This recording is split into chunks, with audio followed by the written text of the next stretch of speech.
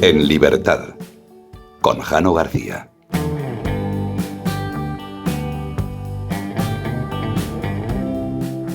Cuentan las crónicas del 9 de septiembre de 1976 que el Partido Comunista Chino informaba que Mao Zedong había fallecido. Tras el fallecimiento de Mao, Deng Xiaoping y sus aliados tomaron el poder del Partido Comunista tras enfrentarse a la Banda de los Cuatro, liderada por la viuda de Mao. Tras la victoria, Deng Xiaoping comenzó a abandonar gradualmente las instituciones y políticas económicas socialistas, sobre todo en el sector industrial y agrícola. Hasta entonces, la producción, el comercio, la compraventa y el trabajo había estado dirigida por el Estado.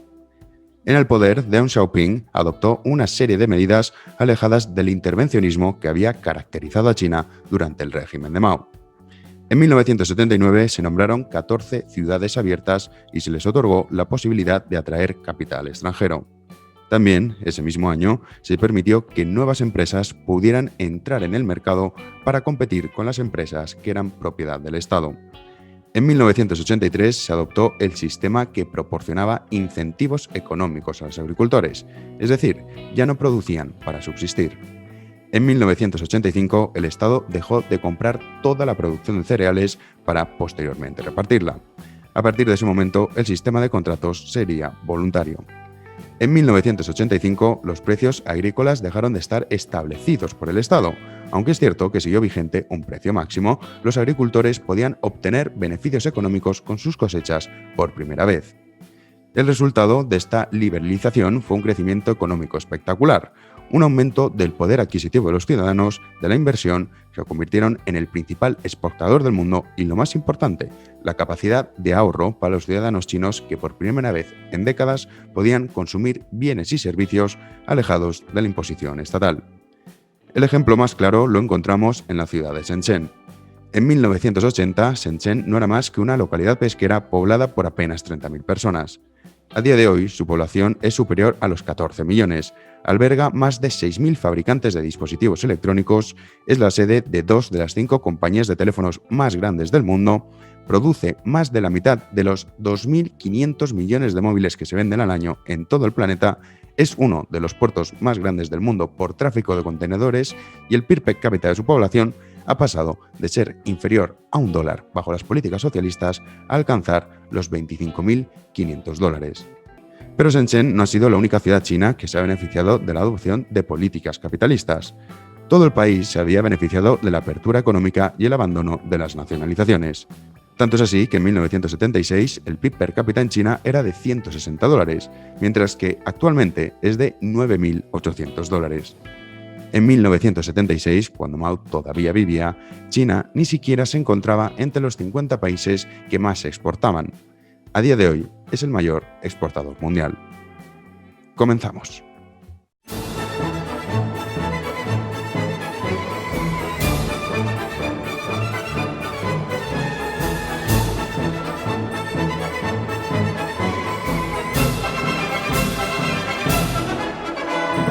Y de vuelta al presente, hoy 1 de noviembre de 2020 vamos a tener el placer de contar en este programa con don Pedro Baños, si no la entrevista más interesante, desde luego de las más interesantes desde que comenzamos esta aventura a través de YouTube y a través de iVoox hace justo un año y apenas unos días desde que empezamos con este programa en libertad. Pero antes de adentrarnos en todos los temas que tocamos, porque por supuesto hablamos de cómo nos manipulan, ya que don Pedro ha escrito su nuevo libro, que lo tengo aquí, que les recomiendo a ustedes que lo compren, de verdad, El dominio mental, explica muy bien cómo nos manipulan, explican sobre todo cómo lo hacen para que tú no te des cuenta, los recursos, los mecanismos que utilizan. Es un libro muy, pero que muy interesante. Abordaremos en la entrevista la primera parte hablando del libro y luego también hemos estado hablando pues, de lo que está ocurriendo en el mundo, es decir, cómo China nos está ganando la batalla. Hemos comenzado, cuentan las crónicas, viendo ese cambio brutal que sufrió China tras abandonar el comunismo de Mao, en este sistema mixto en el que habitan ahora mismo tras las reformas de Deng Xiaoping y que han ido durante bastantes años en esta senda y que les va a convertir dentro de muy poquito ya en la primera potencia mundial. Europa ya nos ha pasado por delante, pero Estados Unidos todavía está ahí compitiendo, pero yo creo que más pronto que tarde veremos cómo eso ocurre. Pero bueno, todo esto lo hablaremos ahora con el coronel. Antes de ello hay que abordar muchos temas. En primer lugar, España a nivel nacional. Estamos viendo cómo poco a poco nos va llevando hasta marzo. Lo más seguro es que cuando acabe este puente, lo que viviremos los ciudadanos será un poco ese confinamiento, no igual que el de marzo, pero sí siguiendo un poco la vía francesa. Ojo, que hay mucha gente que dice, bueno, pero mira, en Francia lo hacen y en Alemania también. Sí, pero es que sus economías no se han desplomado como se ha desplomado la española. Es que en Alemania el desplome de la economía ha sido del 4%, en Francia del 4,3%, en España del 9%. Ahora mismo, un nuevo confinamiento todavía sería peor y no hay que olvidar que está claro que hay que intentar salvar el máximo número de vidas. Eso es evidente, nadie lo discute, yo creo, a estas alturas. Pero lo que no tiene perdón es que hayamos vuelto a llegar a este punto. Es que es lo que no puede ser. Y acuérdense cuando decíamos en los podcasts hace 2 o 3 semanas, cuando Madrid era el epicentro de la pandemia y nos encerraban a todos en Madrid como si fuésemos unos apestados, decíamos, si es que esto que está pasando en Madrid va a pasar en el resto de comunidades autónomas. Evidentemente, claro que ha ocurrido. La situación en Madrid no es que sea buena, en comparación con el resto de España ahora mismo, pues hombre, no es tan mala, pero está en una calma muy tensa. Las hospitalizaciones han descendido, disminuye el ritmo de descenso, lo cual no es buena señal, y tampoco lo es la estabilización en UCIs, que también están descendiendo, pero que todavía siguen muy estables.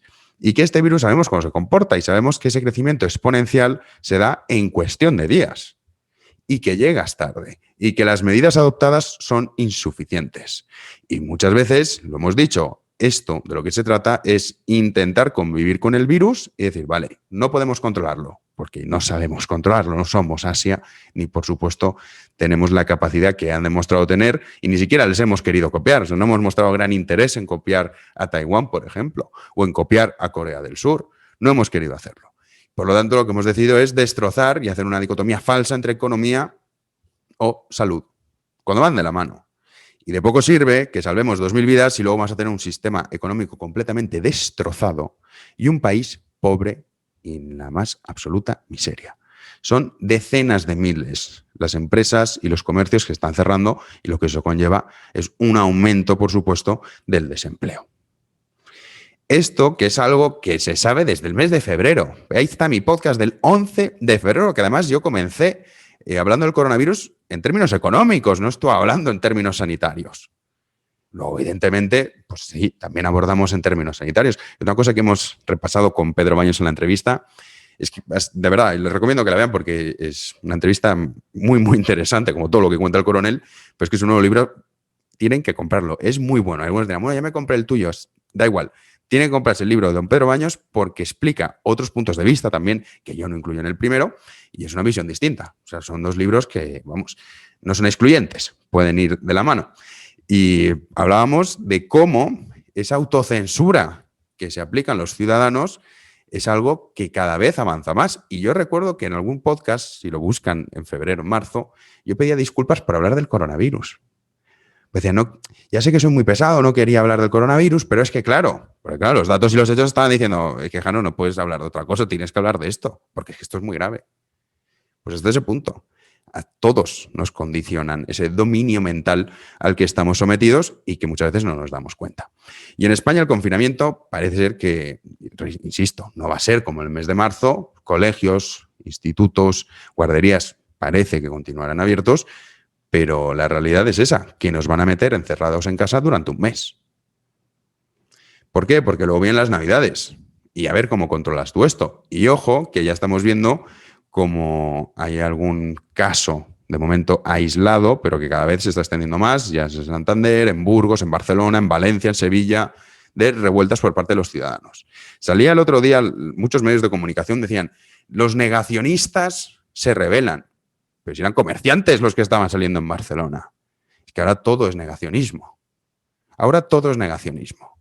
Pero es que además La Vanguardia, en uno de esos saqueos, porque esto es lo que siempre ocurre, cuando la gente sale a la calle de forma descontrolada, al fin y al cabo lo que ocurre es que los vándalos se apoderan del movimiento. Es lo mismo que pasó en Estados Unidos con el Black Lives Matter, es lo mismo que pasó en Chile con las protestas y, ojito, con alentar este tipo de rebeliones sin ningún tipo de control, porque al final lo que se producen son saqueos, que es cierto que han sido muy minoritarios, pero bueno, el otro día destrozaron un Decathlon y La Vanguardia titulaba, es que la manipulación es brutal, la que sufrimos aquí, La Vanguardia titulaba, un grupo de ultraderecha saquea Decathlon y se lleva no sé cuántas bicis. Y luego salía uno de los jovencitos, que había que verlos, se llamaba Hussein y estaba poniendo la bici a la venta, creo que era a través de Wallapop, que como todo el mundo sabe es algo que es muy común. En Barcelona siempre ha existido un problema con la ultraderecha liderada por Hussein, que bueno, se dedican pues a destrozar Decathlons y luego pues en sus tiempos libres son autónomos y venden pues a través de Wallapop. Esto es un problema real que todo el mundo conoce, que en Barcelona lleva ocurriendo durante décadas. Ya está otra vez la ultraderecha saqueando comercios. De verdad, o sea, es que no tienen ningún tipo de vergüenza en publicar esas cosas. Pero como estamos en la era de manipulación, estamos en la era del dominio mental, estamos en la era de que cada vez son menos los lugares libres en los que una persona se puede informar, en los que una persona puede atender a información real. Es decir, preséntame los hechos, no me presentes las conclusiones. Los hechos que son, que hay revueltas. Y esas revueltas yo ya veo cómo están saqueando un centro comercial. O ya veo cómo están saqueando un comercio. Ya sacaré yo mis conclusiones. Pero no, ya te ponen el adjetivo, negacionistas. ¿Pero cómo van a ser negacionistas los pobres hosteleros de Barcelona y de Cataluña en general, que los han mandado a la ruina? Y que sí, no se morirán del virus, pero cuando esto pase, ¿de qué van a vivir? ¿De qué van a comer? Que alguien nos lo explique. Porque este afán que todo el mundo, no, todos encerrados, es la única vía. ¿Pero cómo que es la única vía? Es la vía de la época medieval. Y además, si ahora nos encierran, que en febrero otra vez nos volvemos a encerrar. Y al final, ¿de qué vamos a vivir? ¿Y de qué vamos a morir? ¿Del virus o de las depresiones, de los suicidios, del aumento de la delincuencia? ¿De qué? De la cantidad de personas que no van a poder ser tratadas, de la cantidad de personas que van a dejar de ir al médico porque no tienen dinero. No está en la seguridad social, pero sí está colapsada. Y mucha gente recurre a su seguro privado, que no va a poder utilizar porque está arruinado. Esta es la realidad. Y a esto de encerrarnos, pues es una decisión propia de un incompetente y de un inútil. Y Alemania, de hecho, Merkel ya ha dicho que va a pagar el 75% de la facturación a todos esos hosteleros del año pasado. Del año pasado. ¿Qué ocurre? Que Alemania es un país que, como decía antes, su PIB se ha desplomado un 4%, no un 9%, que es lo que nos hemos desplomado nosotros. Que es un país que lleva cuadrando las cuentas bastantes años. No como nosotros, que aquí viva el vino. Con Rajoy y con Sánchez, con los dos. Eso sí, subirse el sueldo lo ha hecho el gobierno y lo ha aprobado. Y por supuesto el Ministerio de Igualdad, que como todo el mundo sabe es fundamental en estos momentos, ahí, a subirle la partida, para que nos manipulen con sus estupideces y sus sandeces. Y cuando usted pase hambre y esté en la cola del paro, y diga, bueno, ¿qué hay de comer? Propaganda es lo que va a tener usted para comer. Pero esto que pasa en España no solamente es una cuestión que es un problema nacional, si es que es un problema de todo Occidente. Es un problema de todo Occidente. Esta estupidez que se ha instaurado en nuestras sociedades. En Francia, ahora mismo estoy grabando el podcast, acaba de un atentado en Lyon, un sacerdote ortodoxo, al cual pues, bueno, han decidido dispararlo y matarlo. Así de sencillo. Pero es que el otro día degollaron a una anciana en una iglesia. Pero es que el otro día mataron a un profesor que estaba dando un curso sobre libertad de expresión. Macron parece que se está poniendo firme. A buenas horas, mangas verdes. Tiene un problema Francia que no lo va a poder resolver ni cantando la marsellesa, ni enviando tweets, ni mostrando fortaleza. Tienes al enemigo en casa. ¿Y por qué se ha metido el enemigo en casa? Porque aquí quedaba muy bien hacerse el progre de salón y decir, no, todo el mundo es bienvenido. Vamos a ver, ¿la inmigración es necesaria? Sí. A mí me encantan las sociedades multiculturales, ya lo saben ustedes, mi país favorito es Singapur, entre otras cosas por eso, porque se respira esa multiculturalidad, pero la diferencia es que en Singapur no se respira el caos, el desorden y la delincuencia que deja una inmigración descontrolada. Y en Francia tienen un problema que en España nosotros no lo tenemos por dos cuestiones. Primero, porque la justicia histórica, por suerte, benditos sudamericanos, han sido los que más han llegado a nuestro país. Y la segunda razón es porque todavía no tenemos ni llegamos, y por supuesto vamos a llegar con la situación que tenemos económica, muchos inmigrantes que llegan aquí lo que quieren es enseguida irse a Francia o irse a Alemania. Y ese es el motivo por el que no tenemos un problema. Pero lo tendremos al medio y largo plazo, seguro, y lo que pasa en Francia pasará aquí. Y aún hay gente en esta decadencia estúpida y absurda que estamos viendo que dice, no, claro, pero es que no puedes poner una caricatura de Mahoma porque eso es ofender. ¿Cómo? O sea, la libertad de expresión, ¿quién la determina? ¿Un maometano analfabeto? ¿Sánchez, Irene Montero? ¿Un grupo de ofendiditos? ¿Pero esto qué es? ¿Cómo hemos podido llegar a este nivel de degradación? ¿Cómo es posible que la libertad de expresión que ha costado siglos conseguir, ahora haya gente cobarde, ruin y miserable que diga, no, hombre, claro, es que si les ofendes, pues se podría haber evitado todo esto?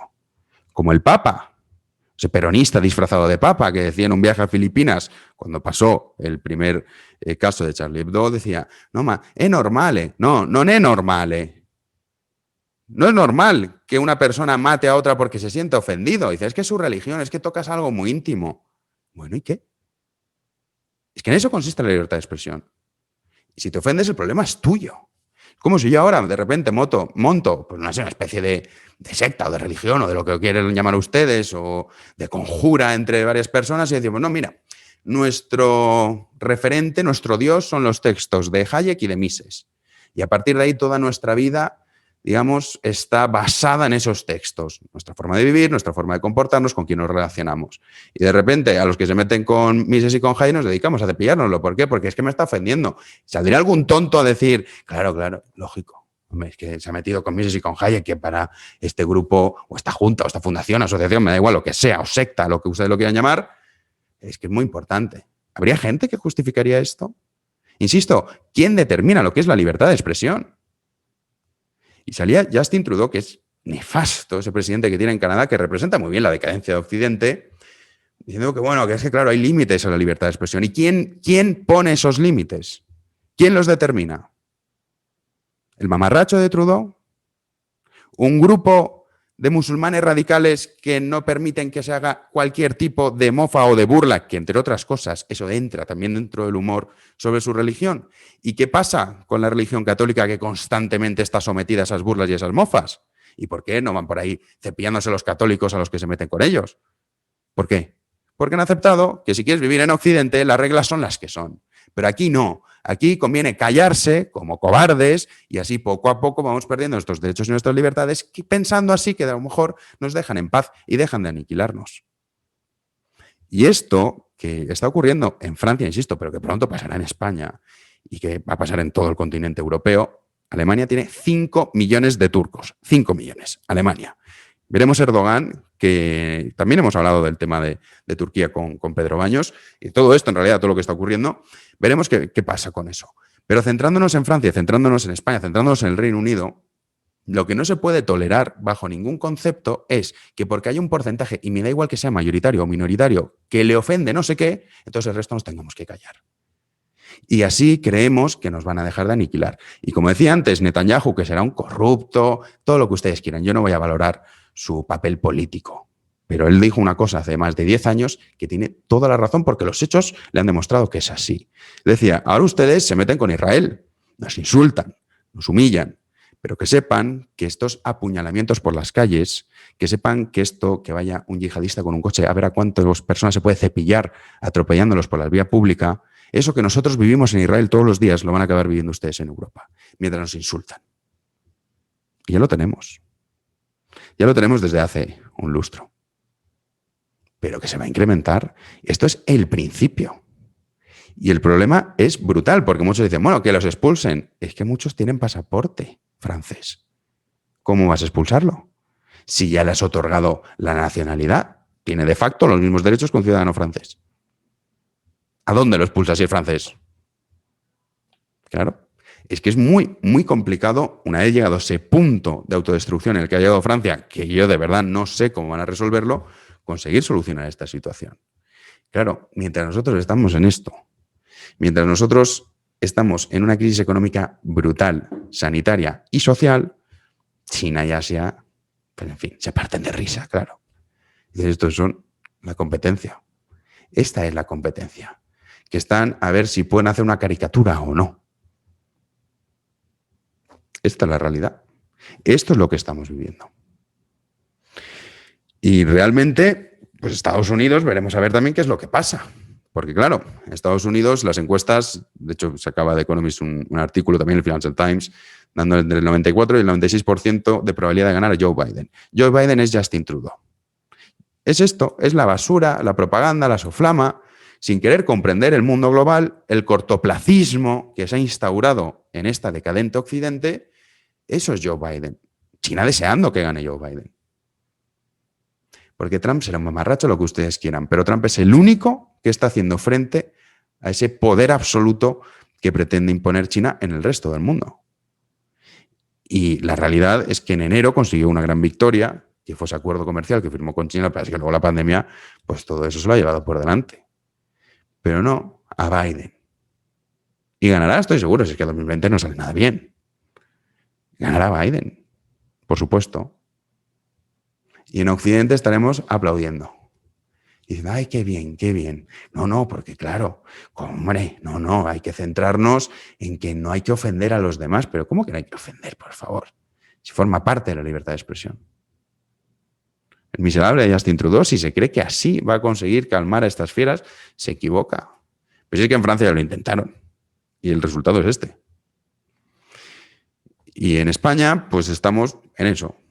En tonterías, en soflamas, en propaganda. Si el otro día hace una arquitectura sostenible. Esto es el plan económico. O sea, en la peor crisis económica desde que acabó la última guerra civil en España, lo que se nos presenta es un plan económico basado en la nada, es decir, en el endeudamiento salvaje, que no reforma absolutamente nada, todos los problemas estructurales que tenemos, pero que nos dicen, no, vamos a centrar en una arquitectura que sea mucho más sostenible, más resiliente, más ecológica. Y dices, muy bien, gracias. No, ya está, ya con eso yo creo que comemos todos. Y pleno empleo. 40% de paro juvenil tenemos en este país. 40%. ¿Y esto cómo va a haber gente que no lo ve? ¿Cómo puede haber gente que sea, no me lo creo, tan corta de no ver esto? Pues posiblemente será porque este lavado de cerebro, este dominio mental al que estamos sometidos los ciudadanos, pues va avanzando de una forma imparable.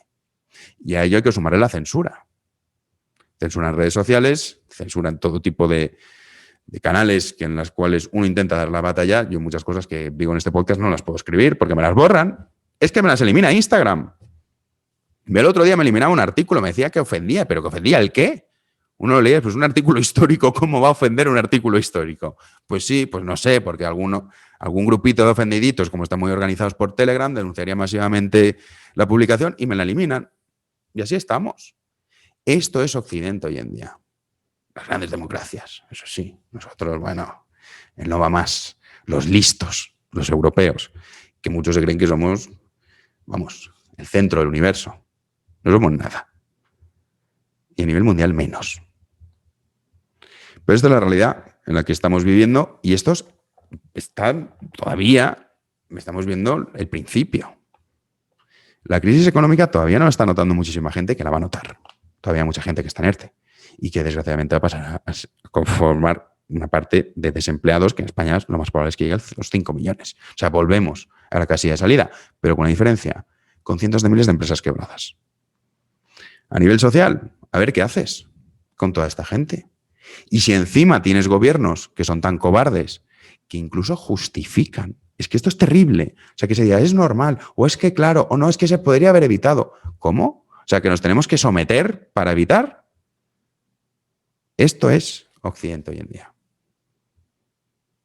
Que imagínense, Partido Comunista Chino, estamos con Deng Xiaoping, pero vamos, los de ahora se parten de risa. Y dicen, pues es que esto está hecho.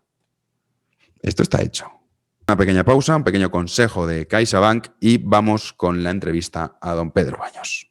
Seguridad contra los fraudes, privacidad, también ese control o esa gestión del gasto, o son miedos infundados. Estas nuevas tecnologías en realidad son un aliado para incrementar la seguridad y sobre todo para proteger nuestros recursos. Pero a día de hoy, con la tecnología que tenemos, al final lo que te da no es una pérdida de control, es un exceso de control, porque sabes en todo momento dónde has comprado, cómo se segmentan tus gastos.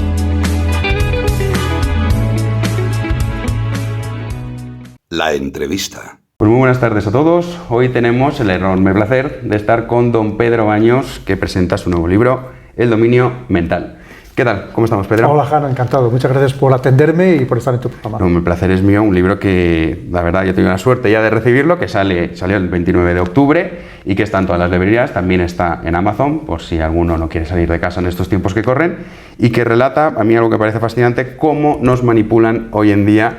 Y algo que dices en el libro, que a mí me parece que estoy completamente de acuerdo, es el poder que tiene actualmente los poderes políticos o fácticos, que tienen unas herramientas brutales, la velocidad a la que viaja la información es terrible y los ciudadanos recibimos quizá un exceso de información que nos hace a su vez estar desinformados, una pequeña paradoja.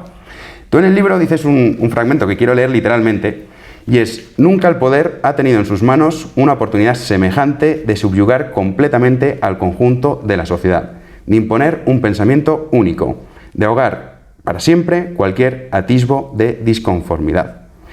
¿Es Occidente menos libre hoy que hace 10 años?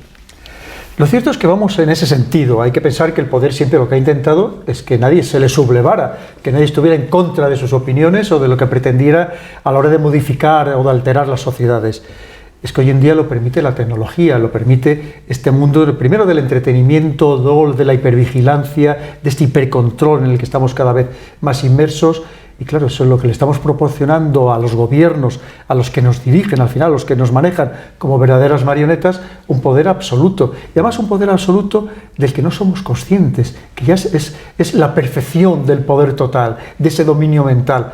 Porque pensamos que estamos viendo una película, que nos estamos entreteniendo, pero no, la realidad es la película la que nos está viendo a nosotros, o la serie, cuando estamos conectados a estas plataformas digitales, porque están obteniendo información sobre nosotros. Y exactamente igual, cuando estemos mirando Twitter, pensemos que es Twitter el que nos está mirando a nosotros, el que nos está analizando, y analizando para vender esos datos para intereses básicamente económicos, pero también, como muy bien has dicho, también para intereses políticos, para condicionar nuestra mentalidad política, nuestras ideologías e incluso nuestra intención de voto. Y ahora que citas este ejemplo de Estados Unidos, las elecciones las tenemos a la vuelta de la esquina. Donald Trump hizo lo propio en las pasadas elecciones, recopilando multitud de datos.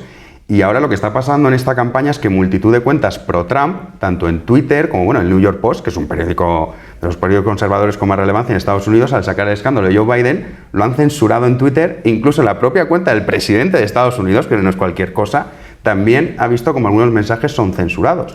Pensamos que esto de la censura era propio de sistemas dictatoriales, de sistemas autoritarios. Y ahora resulta que se dan las democracias. Y además, de los que, curiosamente, en países que además se han empeñado, y es una de sus misiones que se dieron a sí mismos, era de expandir esta democracia por el mundo, y están dejando de ser demócratas. Es que resulta que la libertad de expresión cada vez está más constreñida, más limitada, casi me atrevería a decir prohibida, tanto directamente como indirectamente. ¿Cómo la consiguen esa prohibición indirecta? Consiguen que nos autocensuremos, porque nos da miedo hablar de muchos temas, nos da miedo, porque nos pueden destruir socialmente, con lo cual esa autocensura también es una censura total, ¿no? Claro, y en este caso, efectivamente, ¿quién es Twitter? ¿Quién es Facebook? Cuando nos habían dicho que estas plataformas habían sido creadas para ser precisamente el paraíso de la libertad, donde todo el mundo podía explayarse. Muchas veces ese temor que teníamos a decir algo en público en los medios tradicionales, lo íbamos a poder decir en estas plataformas.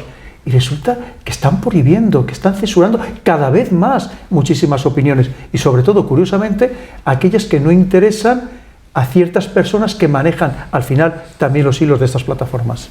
Sobre esto que os comentaba, el tema de la autocensura, yo creo que también hay un componente que es como unas masas de acoso que van a todos aquellos que se salen, digamos, del guión establecido. Y cito literalmente, porque es que es muy interesante el libro y recomiendo a todo el mundo que lo compre, pero esta frase me pareció fascinante, que es: lo primero que el poder político hace con los rebeldes o los disidentes que desvelan lo que ocurre entre bambalinas es estigmatizarlos. Se los acusa de conspiranoicos, de desequilibrados mentales o de querer llamar la atención. Así se los desprestigia y se los posterga socialmente.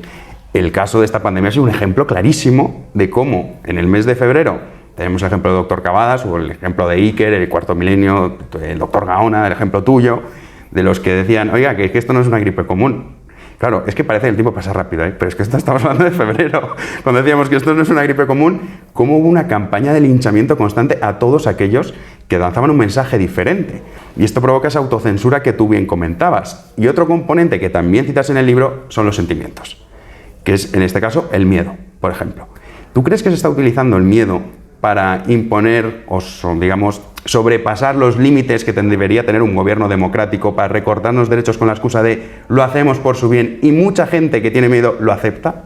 Me has abierto muchas puertas. Primero, efectivamente, hoy en día ser libre pensador, pensar por uno mismo y salirte de los parámetros que te marca el poder establecido, es que se convierte en un ejercicio de riesgo. Es que te conviertes en un verdadero subversivo al que hay que atacar, efectivamente. Y es muy fácil destruir socialmente hoy en día a una persona a través de todas estas huestes que actúan en las redes sociales, muchos de manera inocente porque no saben que están haciendo el juego a ese poder establecido, y otros de manera absolutamente intencionada y comprada, que para eso actúan. Eso por no hablar de todos estos bots, que los hay bots baratos y bots caros. Y los bots caros tienen interacciones y es muy difícil distinguirlos de una persona que haya detrás. Claro, eso por una parte. Y por otra parte, efectivamente, estamos en un contexto donde, aprovechando esta circunstancia en el ámbito mundial, no nos vamos a limitar a ningún país en concreto, se están acabando con libertades, se está acabando con la privacidad, con la intimidad de las personas. Y a mí, sobre todo, lo que me da mucho miedo, Jano, no es que esto se haga en este momento puntual, en el que es verdad que vivimos una situación excepcional. Lo que me da miedo es que esto se pueda perpetuar, que aprovechando estas circunstancias, como yo pongo en el libro, alguien que saboree estas mieles del poder total, del control total de los ciudadanos, de saber todo sobre los ciudadanos, que es lo que permite esta tecnología que ya nos han impuesto. Claro, ¿cómo les vas a quitar tú ese caramelo de la boca a partir de ahora? Y eso es lo que verdaderamente me preocupa, más que se haga en estas situaciones excepcionales. Y desde luego tenemos que ser conscientes que si seguimos en esta línea, desde luego la democracia, como la entendemos o como entendemos que debería ser, cada vez va a estar más alejada de las dos sociedades occidentales. En el libro citas un concepto que me parece maravilloso, que es totalitarismo democrático. Define un poco, que yo creo que va por estas líneas, lo que sería vivir o creer que vivimos en un régimen democrático cuando no lo es tal, y que creemos que, digamos, el Estado nos está protegiendo de todas estas amenazas que hay en el mundo, e incluso veneramos un Estado totalitario. Turquía, oficialmente, aparentemente, es un Estado democrático, aunque hay quien ya empieza a dudarlo, claramente, pero claro, ¿qué decimos? Pues ¿qué está pasando en otros lugares donde esa separación de poderes está dejando de existir, donde la independencia judicial está más que cuestionada, es decir, que son los pilares verdaderos de la democracia? Pero volviendo al caso de Turquía, hace muy pocos días ha sacado adelante una ley para limitar la expresión, la libertad de expresión en las redes sociales, para controlar claramente las redes sociales. Pero es que esto que ha hecho Turquía con una ley, lo están haciendo otros gobiernos sin ley.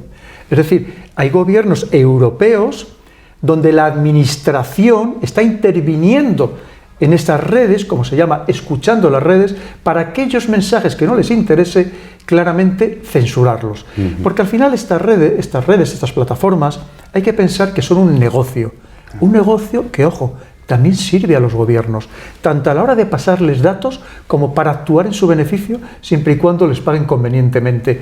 Y es un poco ese totalitarismo democrático, es esa falsa democracia en la que nos han hecho vivir, o en la que nos quieren hacer creer que vivimos, pero que en realidad se está convirtiendo en un verdadero totalitarismo, donde cada vez es más difícil tener una voz discordante con el poder, ese pensamiento único que nos están imponiendo, aunque aportes datos científicos. Exacto, sí, no aunque aportes algo que sea prácticamente irrefutable, pero no coincide con la opinión que nos quieren, como digo, que nos quieren imponer, no, que ya nos han impuesto. Y que muchas personas, evidentemente, pues han aceptado, porque entre otras cosas, si quien le ha lanzado esos mensajes son personas de autoridad o ha salido en los principales medios de comunicación, en las principales televisiones, pues muchas personas se han interiorizado ese mensaje y se lo han creído verdaderamente. Y que muchas veces son los primeros que atacan a todos aquellos que pretenden tener una verdad alternativa. En realidad es el mito de la caverna de Platón, ni más ni menos. Totalmente. Por ejemplo, ahora que has citado el tema de la censura en las redes sociales, son hábiles, en Turquía lo hacen más a lo bestia, por decirlo de alguna forma, pero aquí se ha aprobado una ley que te dicen por seguridad nacional, unos motivos, o también ahora dicen delitos de odio, mensajes de odio. Claro, esto abre una puerta que es muy peligrosa, y es ¿quién determina lo que es un mensaje de odio? ¿Quién lo determina? ¿El gobernante de turno? Porque es que esto es un problema muy serio. ¿Por qué vamos a considerar que hoy es un mensaje de odio y que no? ¿Qué consideramos que un mensaje puede ser malo para la seguridad nacional o que no, porque a lo mejor supongamos que esta ley estuviese aprobada desde hace muchos años. En el mes de febrero, si conforme el gobierno decían esto no pasa nada, la mayoría de medios de comunicación, con escasas excepciones que muy bien conocemos, claro, alguien podría haber dicho, no, el que está diciendo que, oiga, que esto no es una gripe común, eso está poniendo en peligro la seguridad nacional porque puede estar alterando a la gente. Es que es una ventana muy peligrosa, ¿no? Tú en el momento que abres el paraguas de la seguridad nacional y efectivamente de los delitos de odio, bajo eso puede caber prácticamente todo. Y además el problema es que esos delitos de odio tienen que estar regulados legalmente. Y quien debe decidir si es un delito de odio o no, debe ser el Poder Judicial. El problema es que eso se está trasladando a la administración, al margen del Poder Judicial. Y eso es tremendamente peligroso. ¿Quién va a decidir efectivamente cuando tú estás sobrepasando los límites de la libertad de expresión y estás entrando en el ámbito delictivo? Es tremendamente delicado, tremendamente delicado.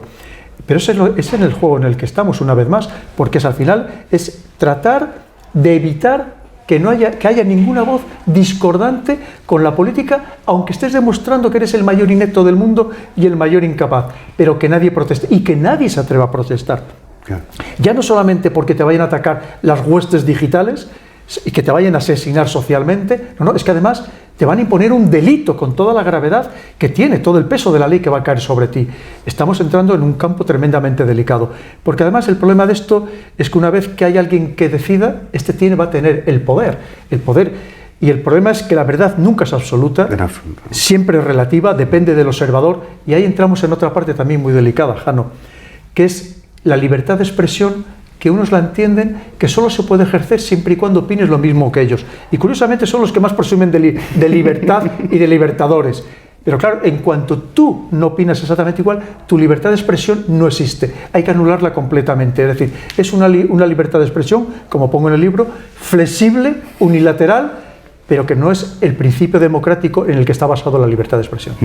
Y este peligro, que a mí me parece que es desde luego uno de los grandes problemas que estamos viendo, pero esta pandemia está dejando muchos problemas, pues son problemas que luego nos van a afectar muchísimo. Y en el libro tú, por ejemplo, hablas del entretenimiento, que también lo has comentado antes. De hecho, yo cuando lo estaba leyendo me acordaba de la frase que dijo el CEO de Netflix, que su objetivo era que la gente durmiese menos para que así consumiesen más series. Entonces tú en el libro dices, y es algo que es verdad, si tú estás, digamos, consumiendo entretenimiento, programas basura, claro, dejas de leer libros. Es decir, los libros los apartas y de esa forma cada vez tienes una sociedad más inculta. Y una sociedad cada vez más inculta es una sociedad que carece de tener un pensamiento propio, de tener un sentido crítico independientemente de las ideologías, simplemente pues intentando centrarse en los datos, en los hechos, y esto lo que provoca es que tengamos una sociedad prácticamente zombie. ¿No ves un poco? Yo es que leo el libro y es que veo súper reflejado lo que pasa, digo, joder, macho, es que es lo que estamos viviendo, ¿no? ¿No? Que es que en Occidente, por lo menos, en Occidente es así. Para disimular los errores, los gobernantes, los líderes políticos, lo que hacen es sedar a la sociedad. ¿Cómo sedan a la sociedad? Para que no protestes, para que no te rebeles, a pesar de que te estén mintiendo en tu propia cara. Pues efectivamente tenerte entretenido tanto con los medios, vamos a decir, tradicionales, la imagen, la televisión, la serie, las películas, y también incluso con otras drogas. Es decir, al final, tenerte narcotizado completamente, sea digitalmente o físicamente. Y efectivamente, lo tenemos exactamente igual en las redes sociales. Si ahora abriéramos Twitter, tú y yo, veríamos que nuestros Twitter son diferentes, porque a ti te están mandando mensajes de entrada, la gente que vas a ver, que aparentemente es un rulo, no es un rulo, es un rulo especialmente dedicado para ti, para que tú pases el mayor tiempo posible inmerso en esa red. Y las noticias que te ponen, noticias destacadas, son noticias destacadas para ti especialmente, individualizadas. Pero es que vas a Netflix o HBO y te sucede lo mismo. Películas recomendadas, películas más vistas. Sí, además en Netflix incluso pueden recomendadas para ti. Ya. Claro, porque cuando tú estás viendo Netflix, lo que te decía, te está viendo a ti y está sabiendo lo que te gusta, el tiempo que te has pasado. Si te gustan los dramas, las de acción, las comedias, las amorosas, lo que sea, y sabe que a partir de ese momento tiene que ponerte más películas de ese género porque sabe qué es lo que tú vas a ver y sabe exactamente el tiempo que has pasado con cada una de las películas, con cada una de ellas. Incluso si has vuelto para atrás en una imagen específica que te ha gustado porque ha salido una chica ligera de ropa o ha salido un chico musculado. Lo saben perfectamente y tienen un perfil muy bien establecido sobre ti, que se une a otros perfiles que nosotros aportamos con nuestros datos en las redes sociales o en Internet, simplemente con buscar a través de Google o de cualquier otro buscador, que al final lo que saben es todo sobre nuestra vida, física y psicológicamente. Totalmente. Además, en el libro, que bueno, su nombre es El dominio mental, es muy interesante porque tú dices, vamos a ver, el poder político es mucho más rentable para ellos, digamos, dominar el cerebro, y no así tener que recurrir al uso de la violencia física, porque eso es muy incómodo y además está muy mal visto. Hoy en día todo el mundo tiene un teléfono móvil y eso enseguida sale. Entonces, ¿cómo utilizan todas estas plataformas para dominarnos y, lo más importante, sin que nosotros nos demos cuenta? Es que esa es la clave. Es que eso es lo tremendamente preocupante, lo tremendamente peligroso. ¿Y qué podemos hacer, Pedro, para intentar romper esta línea que vamos, es que va como un rodillo? Para que nadie se subleve, la clave es dominar sin que tú te percibas de ello, que tú no seas consciente de esa dominación, de esa imposición psicológica para a la hora de comer, a la hora de vestirte, a la hora de actuar, a la hora de tener relaciones familiares, relaciones de pareja. Todo nos viene impuesto. Al final, aunque creamos que somos libres, que tomamos nuestras propias decisiones, no lo somos, entre otras cosas por el miedo social. Y porque además, como parece que todo el mundo lo hace y que todo el mundo piensa igual, no vamos a ser nosotros los raritos, los frikis del grupo, ¿verdad? Y luego además, porque lo hacen de manera tan sibilina, con esos mensajes subliminales, que está todo perfectamente estudiado. Como yo detallo hoy en día, como incluso cuando tú estás en un gran centro comercial, te están espiando desde que entras hasta que sales, con cámaras de televisión, con los sistemas, con las balizas Bluetooth, para saber dónde entras, si te gustan ciertos olores, si te gustan ciertos colores, si te gustan ciertas iluminaciones, porque sabes si entras más o entras menos en las tiendas dependiendo de todos esos condicionantes. Estamos realmente condicionados clarísimamente en todos los aspectos, como te decía, y eso se utiliza básicamente con dos fines, los comerciales y los políticos, exactamente igual. Sí, de hecho, bueno, las redes sociales al principio no nacieron como algo político, pero ahora ya casi se han convertido en una herramienta más del poder político y de cómo nos... Es lo que hablamos, lo que pongo en el libro. Hoy en día casi lo que menos importante son las encuestas tradicionales, sí, que puedes falsearlas, y tú puedes dar datos que no son coincidentes con lo que tú verdaderamente piensas, pero lo que nosotros volcamos en el mundo cibernético es absolutamente exacto, porque si tú estás buscando sobre ciertas cosas, sean desde tus gustos sexuales, sea desde los problemas físicos o sanitarios que puedas tener porque buscas ciertos medicamentos o tecleas, me duele la rodilla, lo saben todo sobre ti, sí. Lo saben absolutamente todo, y además porque tú estás actuando con una sinceridad que probablemente no tengas ni con tu propia pareja, ya no te digo con el resto de la familia o con el resto de tus amigos, ni con tu propia pareja. Quiere decir que ellos, y en cambio ellos lo saben todo sobre ti, y esos datos se venden también a los gobiernos, porque los gobiernos escuchan las redes sociales, como se dice en los ámbitos de inteligencia, escuchan las redes sociales, porque para ellos es importante. Y cuando no les gusta lo que escuchan, para eso tienen gente que saben cómo modificar lo que se está viendo en las redes sociales. Por supuesto que sí, por supuesto que sí. Y tienen en algunos casos, los países más poderosos tienen cientos de personas que se dedican a ello. Y no son cualquiera, son los mejores sociólogos, psicólogos, psiquiatras, porque saben los mensajes que tienen que lanzar para condicionar a la gente. Un ejemplo de eso es China. China creo que es el paradigma de cómo controla todo el acceso, toda la información que se da a través de Internet. Por ejemplo, en el último debate que hubo entre Trump y Biden, curiosamente, cuando hablaba Trump se cortaba la señal, es cierto, y cuando hablaba Biden no, sí que seguía hacia adelante.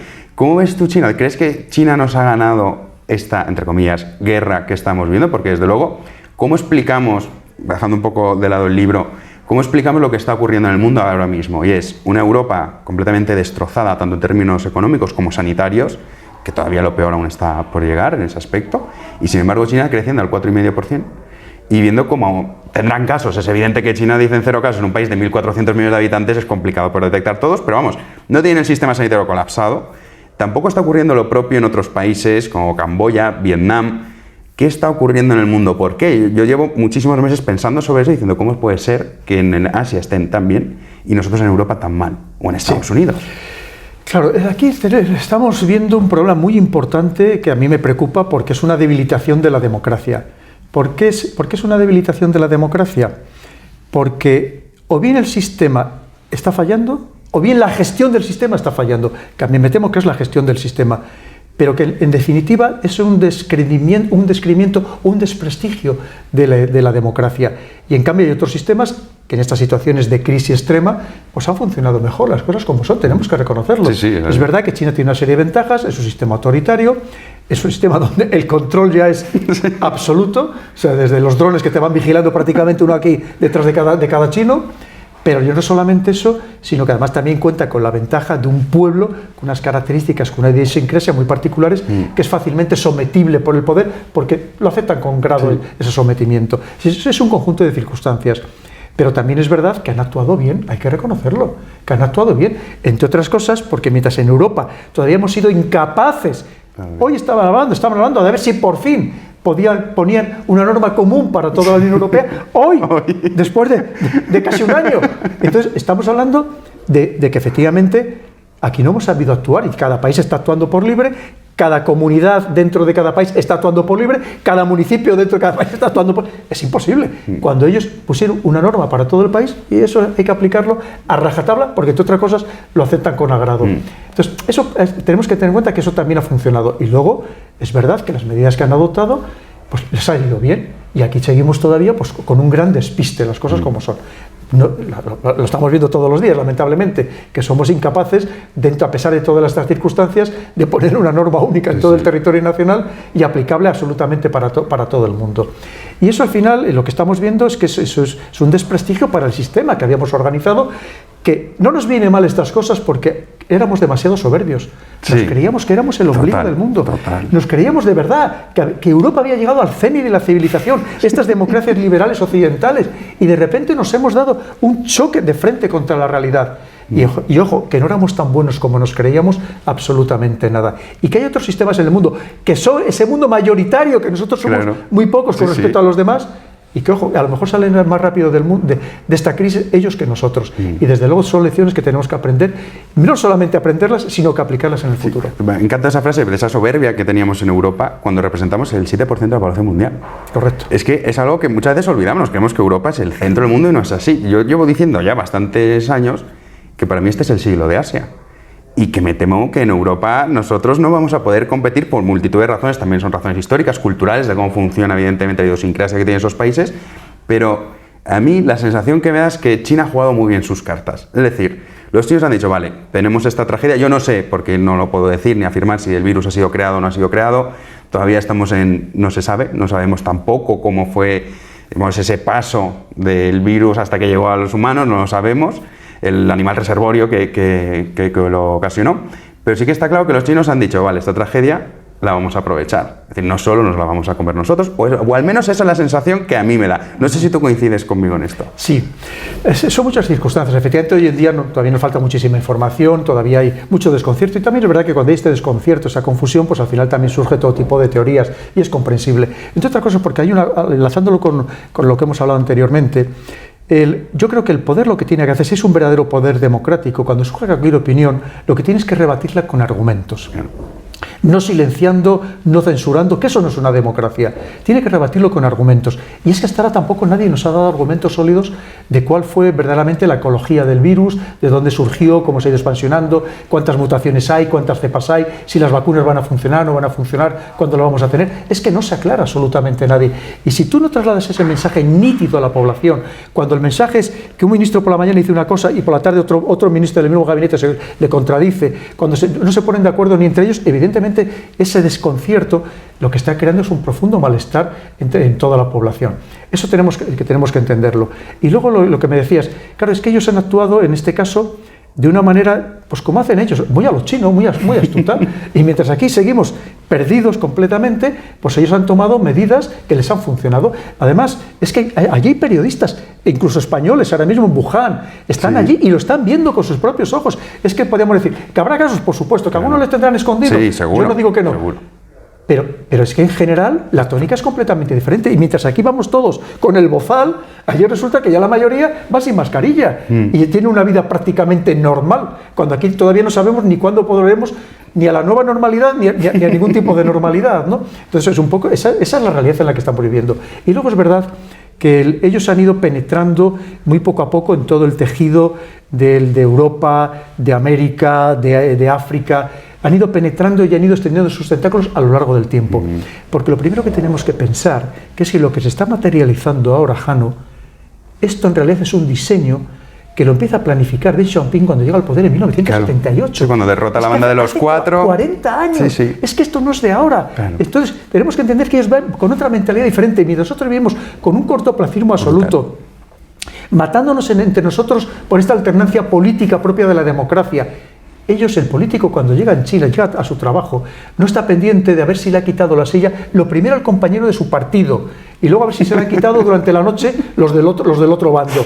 Ellos van a trabajar y hacer esa política a largo plazo, hacer verdaderamente estrategia, porque tienen un plan, y nosotros no tenemos nada. Sí, sí, es terrible. Singapur, por ejemplo, que es un país que admiro profundamente, tiene sus desventajas, obviamente, es un país que, bueno, la libertad de expresión no rinde, pero sí que admiro en el sentido de los tecnócratas que tienen dirigiendo el país. Cuando ocurrió esta crisis, yo recuerdo que salían todos los días, cada día tenía un ministerio reservado una hora para dar un mensaje a la nación, y explicaban los planes, y explicaban de una forma que, joder, macho, o sea, de verdad, es admirable que me estés explicando con todo lujo de detalles cuáles son los planes que vas a seguir. Y de hecho, Singapur ahora mismo, bueno, es el país que tiene menor porcentaje de letalidad, lo cual es fascinante, un país maravilloso, pero también es verdad que digamos que es un poco volver un poco a lo que comentábamos antes, que aquí hemos pecado de soberbios diciendo, bueno, somos las democracias occidentales, el no va más, mira a estos pobres asiáticos que encima pues, les pagamos 2 duros para que nos hagan nuestras camisetas, nuestra ropa, nuestros teléfonos móviles, etcétera, etcétera. Y yo creo que nos han pasado por encima completamente porque han jugado, como bien decías, a un largo plazo. Es decir, comentabas Deng Xiaoping, esas reformas que hace en China, cómo cambia por completo China y cómo es ahora mismo un rodillo que yo no sé qué opinas tú, si crees que Estados Unidos, yo Europa ya la doy por perdido, pero ¿crees que Estados Unidos podrá hacer frente o dependerá mucho del resultado electoral si gana Trump o gana Biden? Que se termine de producir este sorpaso de China a Estados sobre Estados Unidos, claro, es que todavía no sabemos la reacción de Estados Unidos, que tiene que tenerla. Tiene que tenerla, y ya cuando hablemos de Estados Unidos vamos a enmarcarlo en lo que es la anglosfera, porque esto afecta a todo el mundo anglosajón. Claro. Todo lo que es ese imperio económico que han dominado desde hace 2 siglos, claro, de repente se les puede desmoronar completamente. Podríamos hablar de muchísimos temas, empezando por la moneda soberana digital de China, que va a tener un impacto tremendo también en todo el mundo.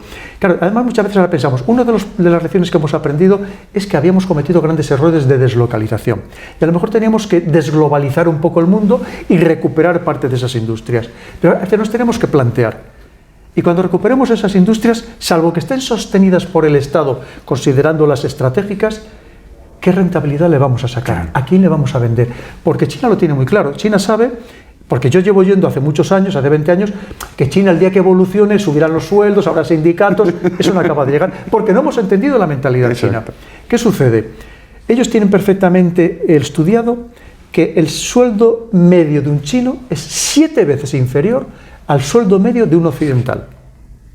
Significa que aunque nosotros deslocalicemos esas fábricas, no llegamos. ¿A quién se lo vamos a vender? Claro. Aunque fuera 3 veces solo, simplemente 3 veces, en vez de 7 veces, ¿a quién se lo vamos a vender?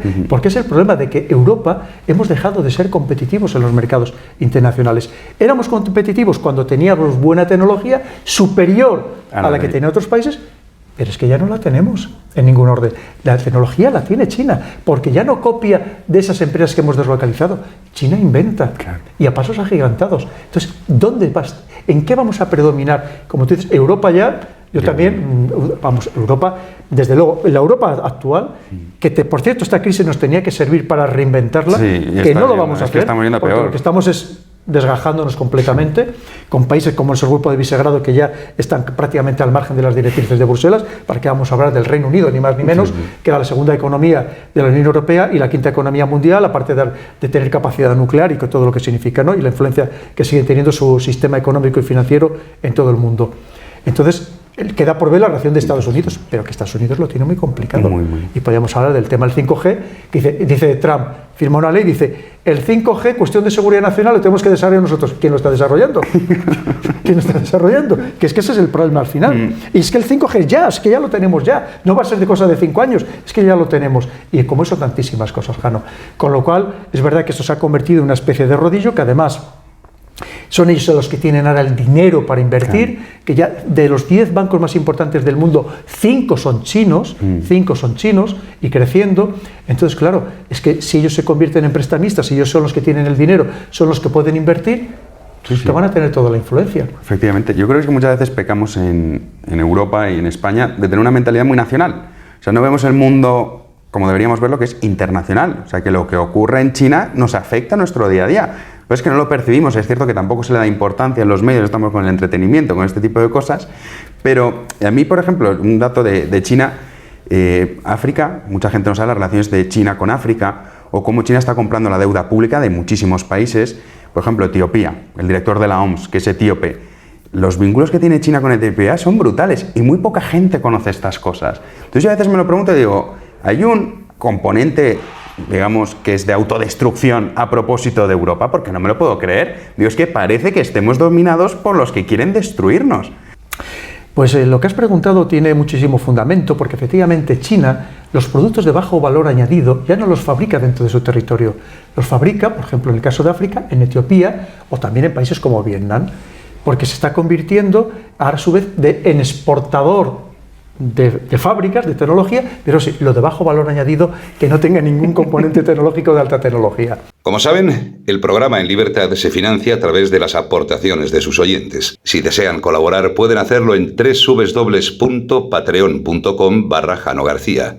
www.patreon.com/Jano García. La vida de este programa depende de ustedes. Muchísimas gracias. ¿Qué sucede con Europa? Tú piensas ahora mismo en la situación, por ejemplo, que vivimos en nuestro propio país. ¿Tú crees que cualquiera de nuestros líderes políticos que está inmersos en escándalos de corrupción o de teórica, de supuesta corrupción, en escándalos en escalas judiciales, o sea, inmerso en procesos judiciales, que están batiéndose todos los días, primero luchando contra los de su propio partido y luego con una pelea cotidiana con los de la oposición o con los del gobierno? ¿Tú crees que de verdad cuando llegan por las mañanas, se sientan en su despacho, están pendientes de hacer una estrategia a largo plazo? Ya no te digo a 50 años vista como los chinos, simplemente a 5 años vista. Evidentemente no, están pensando su propia supervivencia. Y si vamos a Europa, hay que pensar que se estima que puede ser que hasta más del 30% de los eurodiputados sean euroescépticos. O sea, es decir, si es que el enemigo lo tenemos en casa. ¿Cómo vamos a trabajar para reformar una Europa, para fortalecernos, para no hundirnos completamente los europeos frente a este fenómeno que ha surgido? Porque hablamos de China, pero no se nos olvide a India, claro, que tiene una fuerza tecnológica enorme, incluso espacial también.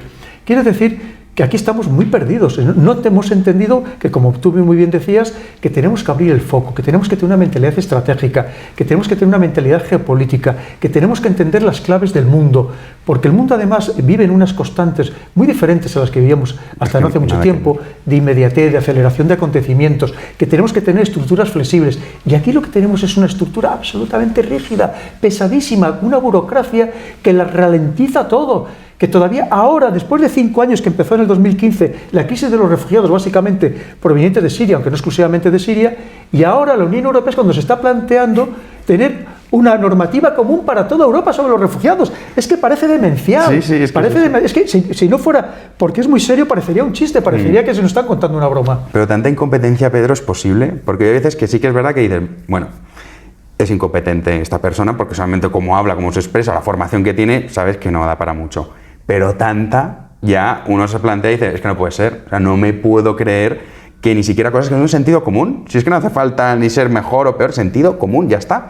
Entonces algunos, y hay cada vez más personas que creen esta teoría, que esto está orquestado y que hay personas detrás, ya bien sea Soros, otro tipo de lobbies, que están actuando pasando, ¿no?, esta autodestrucción en Europa por parte de estos lobbies o de estas personas. ¿Tú cómo lo ves eso? ¿Crees que es así? Yo creo que no hace falta mucha ayuda para destruirnos, ¿no? Sí, incluso también se habla que si no es Rusia, que quiere acabar con la democracia. Siempre hay que culpar a alguien, evidentemente, de los fallos propios, ¿no?, de los errores propios de nuestra propia incompetencia. Mira, por un lado hay que pensar que sí que hay personas formadas, capacitadas, pero el problema es que cuando esos informes llegan al ámbito político, suelen dormir en el cajón de los justos. Es decir, se lo guardan en un cajón y ahí se olvida. Porque al final el político está en otra historia, es lo que estamos hablando. Piensa que se está demostrando que una de las debilidades de las democracias es esa alternancia política que hace que el que no está en el poder quiera llegar, el que está en el poder quiera sostenerse, y estamos hablando de una pelea constante que al final debilita la toma de decisiones, el proceso de toma de decisiones. Y por otro lado hay que pensar que sí que es verdad que hay quien se aprovecha de estos momentos de debilidad entre otras cosas, a través de la deuda. Yo el otro día todavía oía en un programa importante de televisión, ya era tarde, a un economista teóricamente de prestigio que decía, bueno, ahora lo importante es gastar. Vamos a pedir toda la deuda. Yo me quedé de verdad, de piedra, ¿no? A cuadros. Vamos a pedir toda la deuda posible, que luego ya veremos cómo la pagamos. No, ya veremos. Estamos en una insensatez total. Es decir, es como si en una casa tú dices, voy a comprarme 3 televisiones más, 4 coches, 3 motos, y ya veremos cómo lo pagamos, ¿no? No podemos ser tan insensatos, porque al que le pidamos la deuda nos va a esclavizar. Claro. Al que le pidamos la deuda nos va a marcar las pautas de la política interna, nos va a marcar las pautas sociales, los modelos sociales, y tenemos que ser muy conscientes de ello. Y hay países europeos que van a tener que pedir cantidades ingentes de deuda, entre otras cosas porque están aumentando el gasto de techo cuando no saben ni siquiera los ingresos que van a tener en una situación que claramente es de declive económico profundo, aumentando drásticamente las cifras de paro, de desempleados o simplemente un ERTE, que al final estamos hablando de cientos de miles de personas en ERTE, que al final son también personas que tienen que estar sustentadas por el Estado y que muchas de ellas lamentablemente es probable que no vuelvan a trabajar. Quiere decir que al final sí que hay una serie de movimientos que lo que hacen es debilitarnos profundamente, cosa que evidentemente pues en otras partes del mundo no está sucediendo, porque además nosotros nos encontramos con otro problema, Jano, que somos sociedades muy gastadas, somos sociedades que ya hemos tenido de todo, nos consideramos eso ya, que ya lo hemos superado todo, cuando se alcanza y esos cenis de gasto, de materialismo, de individualismo, de hedonismo. Entonces, mientras tanto que hay otras partes del mundo que están viniendo desde abajo empujando con muchísima fuerza, que vienen, como yo digo, con hambre físico y con hambre intelectual, en el sentido de quererse comer todo, de acapararlo todo. Y nosotros, primero no nos damos cuenta porque vivimos en ese estado de abundancia, en el mundo de la abundancia, y no nos damos cuenta de por dónde está viniendo el mundo. Una vez más, no tenemos esa visión, no abrimos el foco, no somos estratégicos y por lo tanto no entendemos que en poco tiempo puede ser que el mundo cambie, pero de una manera absolutamente definitiva. Yo me hago un símil que es como Europa un anciano que ya se ha jubilado, ya quiere vivir tranquilo, no me molestéis con cosas, y los países del sudeste asiático, principalmente y China, como un adolescente que se quiere comer el mundo. Claro. Y desde luego lo que estamos viendo. Pero volviendo a eso, por ejemplo, a China también se le trata muchas veces como lo que Soros no puede controlar. No sé, es que yo no sé cuál es tu opinión sobre Soros, así porque es que mira, yo lo escucho y te doy la mía, que no es nada relevante, pero yo digo, vale, sí que sé que financia ciertas fundaciones con un sentido, es una persona con muchísimo dinero, pero de verdad tiene tanto poder George Soros. Pues es muy interesante porque recientemente en una entrevista que se le hizo a George Soros, no hace mucho tiempo además, estoy hablando a lo mejor pues hace mes y medio, el único que coincidía con Trump era en que China efectivamente era el gran enemigo de Estados Unidos y de Occidente. Por algo será. Porque ese entramado anglosajón, al final, ese mundo financiero en el que entre otras cosas controlan hasta los paraísos fiscales de todo el mundo, pues de repente se les puede desmoronar. Porque los esfuerzos que está haciendo China para desbancar, por ejemplo, a la hegemonía del dólar, que básicamente es la moneda, que es la divisa que se utiliza para todas las transacciones internacionales y prácticamente todas las relacionadas también con la energía. Entonces, claro, todo eso se les puede venir abajo. Un Estados Unidos que sigue produciendo dólares desde el año 1971 sin estar respaldado por el oro, pues simplemente porque todos los demás del resto del mundo los gastamos o porque nos obliga a gastarlo. Pero es que China quiere reformar completamente ese orden económico mundial. Es decir, sería reformar el Bretton Woods que se crea en 1944. Sí, y a todas esas personas que son especuladores del sistema actual, les preocupa muchísimo. Y les preocupa, y ellos lo amparan en la ideología. Es que nosotros somos ultraliberales y ellos son autoritarios. Pero tú sabes que detrás siempre hay algo más y suele estar relacionado o está relacionado siempre, con la economía. Siempre cuando uno quiere saber la respuesta de algo, búscala en términos económicos. Y hablando de Estados Unidos, y ya para concluir, Donald Trump sí que es cierto que en el mes de enero firmó un acuerdo comercial que era beneficioso para Estados Unidos con esa guerra comercial. Es que, joder, qué rápido nos hemos olvidado de las cosas, pero en enero ese acuerdo que firmó Trump era como su gran victoria.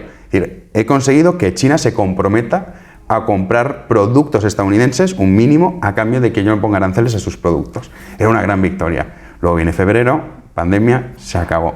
¿Cómo ves las elecciones en Estados Unidos? ¿Crees que realmente para luchar contra esta fuerza absoluta que es China mejor combina mejor Trump, más allá de que sea pues, un poco macarra en las formas en las que tiene que expresarse y demás, que no Joe Biden, que parece una persona que ya veremos si acabaría el mandato en caso de ser elegido, y que no parece que esté dispuesto a dar esta guerra que yo considero necesaria, guerra entre comillas, no esta guerra que conocemos tradicionalmente, contra China, porque es que estamos perdidos al fin y al cabo si no conseguimos parar un poco al menos ese poderío de China.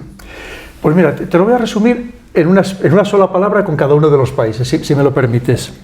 Si gana Biden, China encantada, Rusia preocupada, Israel inquieta, Europa despistada, como siempre.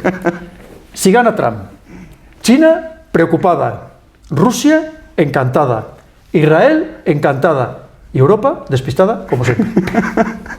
Pues mira, mejor respuesta imposible.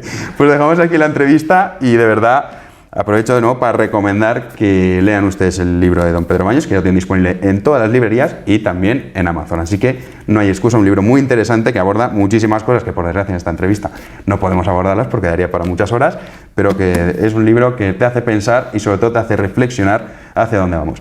Muchísimas gracias, Pedro. Ha sido un placer absoluto. Encantado. Pero muchísimas gracias a ti, Jano. Un placer.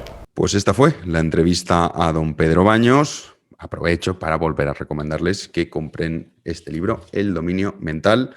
Lo tienen ahí se ve bien. Lo tienen en Amazon, lo tienen en todas las librerías. Muy, muy interesante. Yo ya he tenido el lujo de poder leerlo. Y para finalizar, me gustaría leerles un fragmento, el último, para concluir este podcast.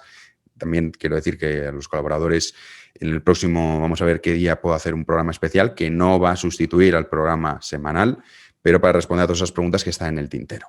Pero para acabar este podcast, les dejo con este fragmento. No podemos seguir haciendo como el avestruz que mete la cabeza bajo tierra y creer que no va con nosotros, que es responsabilidad de otros solucionar los problemas, nuestros problemas. Debemos levantar la cabeza bien alta para mirar con fondo y amplitud hacia el futuro común. Es ahora o nunca. Y por favor, recuerda, piensa siempre por ti mismo. Esa es la verdadera libertad. Pues ya lo saben. Hagan caso a don Pedro Baños, piensen por ustedes mismos, hallen la libertad y luchen por ella. Muchísimas gracias por estar ahí. Nos vemos en una próxima entrega. Hasta luego. Si te ha gustado el vídeo de Jano, suscríbete a su canal para no perderte nuevas entregas. Gracias.